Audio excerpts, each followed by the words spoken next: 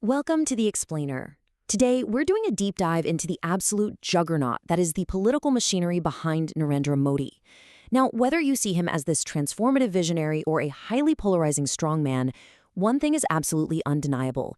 He has fundamentally reshaped the world's largest democracy. And honestly, by extension, he's reshaping the global economy that you and I interact with every single day. Let's get right into it. We really have to start by asking the big question, right? How exactly does a boy from a tiny mud house with no electricity manage to become the seemingly unbeatable leader of 1.4 billion people? I mean, how does someone with zero political dynasty behind him secure 3 consecutive terms in a nation as incredibly complex and diverse as India? It's a fascinating puzzle. To figure this out without taking sides, we're going to systematically break down his rise into 6 core pillars: his rags to riches origin, his life as an organization man, the economics and welfare policies, Hindu nationalism and pride, his centralized power and critics, and finally, India's new place on the global stage. Starting right off with pillar number 1, the rags to riches origin. You see, before you even get to the policies and the raw power, there's the persona. This carefully curated origin story is the absolute bedrock of his mass appeal. Born in 1950 in a small town called Vadnagar in Gujarat, Modi grew up in a lower-class family and famously helped his father sell tea at the local railway station. Then, at just 17, he made this wild, surprising choice to leave a traditional arranged marriage, wander the Himalayas, and just explore India's spirituality. This whole narrative sends such a powerful message. It tells voters that literally any ordinary Indian can rise to the very top. It establishes him as a true man of the people, completely distinct from the wealthy, elite political dynasties that traditionally ran the country. Moving on to our second pillar, the organization man. Because here's the thing, you don't conquer Indian politics on personal charisma alone. To become a national leader, he needed a fiercely disciplined machine. He actually spent decades literally sweeping floors and mobilizing people in the Hindu nationalist RSS volunteer group. By 2001, he had worked his way up to become Chief Minister of Gujarat, using that state as a kind of massive laboratory for economic growth. This so-called Gujarat model perfectly set the stage for his sweeping 2014 prime ministerial victory, right when the nation was absolutely craving decisive leadership. That brings us to Pillar 3, economics and welfare. With power secured, we have to look at the first major engine driving his mass appeal: his development-focused economic agenda. And there's a fascinating paradox here. On one hand, India's overall GDP is absolutely booming globally.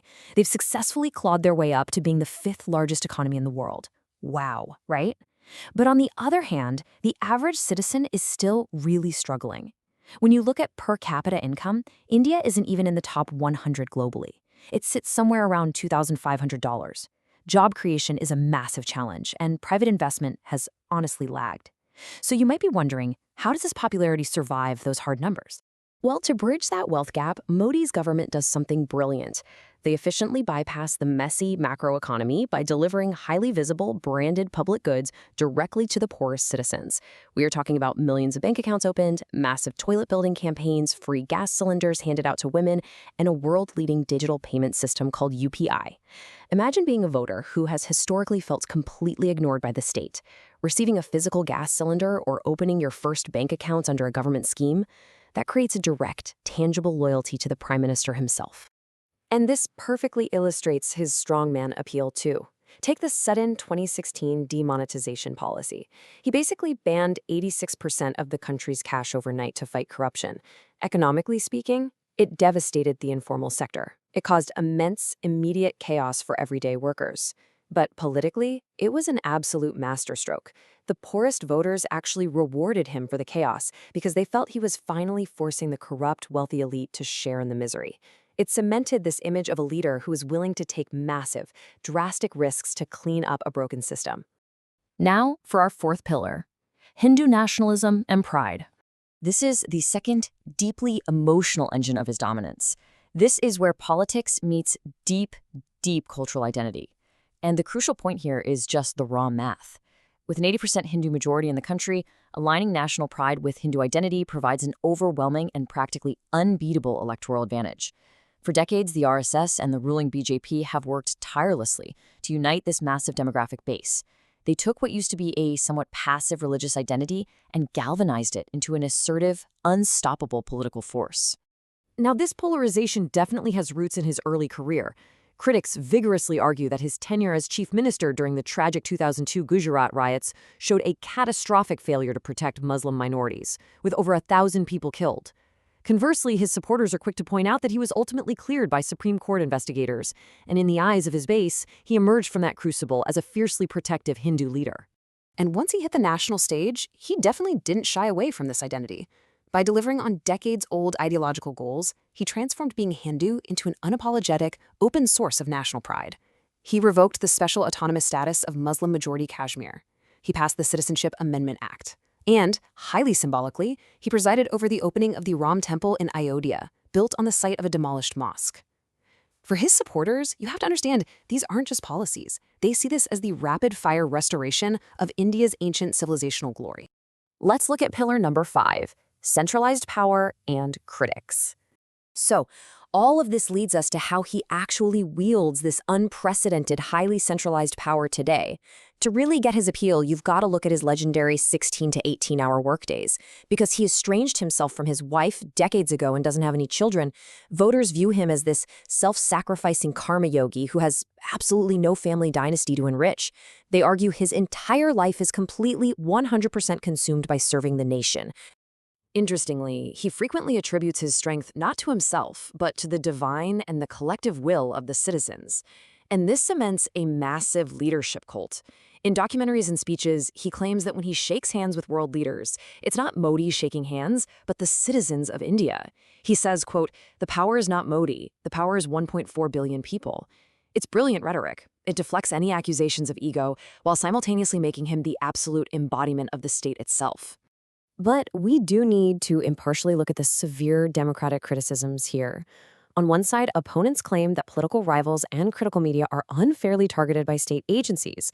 They point to the arrests of sitting opposition chief ministers right before major elections, the freezing of rival party bank accounts, and India's falling ranking on the World Press Freedom Index. They argue the playing field is heavily tilted.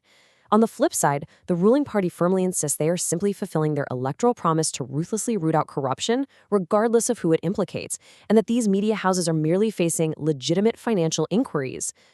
Finally, our sixth pillar, India on the global stage. Let's examine how this immense domestic dominance translates into India's evolving role internationally.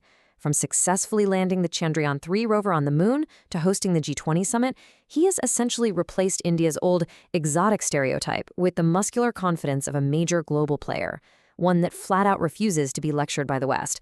World leaders actively court him as an essential strategic and economic counterweight to China.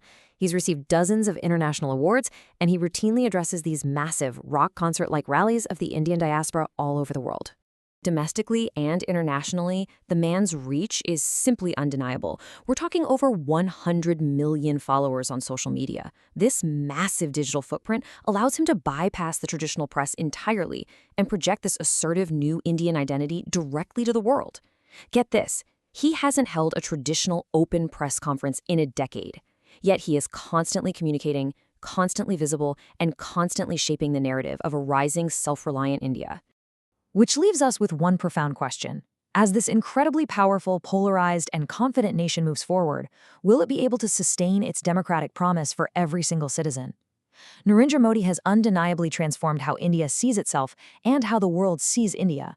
He's built a formidable political machine based on welfare, Hindu nationalism, and decisive leadership. The true test going forward will be whether this new India can bridge its divides. Because what happens with 1.4 billion people, that doesn't just stay in India. It shapes the future of the entire globe. Thanks so much for joining me for this explainer, and we'll catch you next time.